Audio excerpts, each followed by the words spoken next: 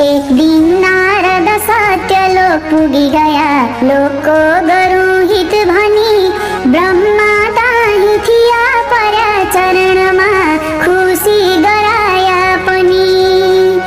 क्या सोच्छौ तिमी सोध भन्छु म भनी, मर्जी भए थियो जसै ब्रह्माको करुणा बुझेर ऋषिले बिन्ती गरायो तसै।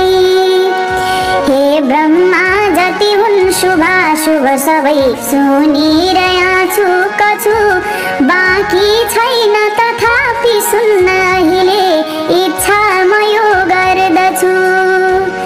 आउला जब यो कली बखतमा प्राणी दुराचार भई, गर्न्या छन् सब पाप अनेक तरहका निचका मतिमा गई। साँचो बात गरैन कोही अरूकै, गर्नन् त निन्दा पनि अर्काको धन खानलाई अभिलाष गर्नन् असल हो भनी।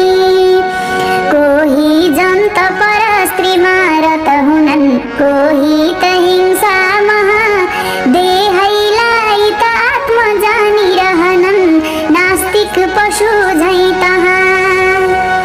कामका चाकर झैं भएर रहनन्, स्त्रीलाई देउता सरी मान्नन्, पितृ र मातृलाई बुझी खुब शत्रु सरीका गरी।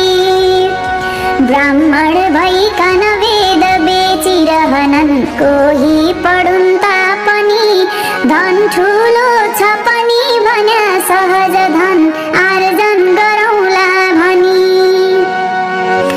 जाति धर्म र वै नक्षत्रीहरूमा जो छन् यिनी चाहरू, शूद्रादि त तपस्वी होइरहनन्, ब्राह्मण सरीका बरु। स्त्री धेर भ्रष्ट हुनन्, पति र ससुराको द्रोह ठुलो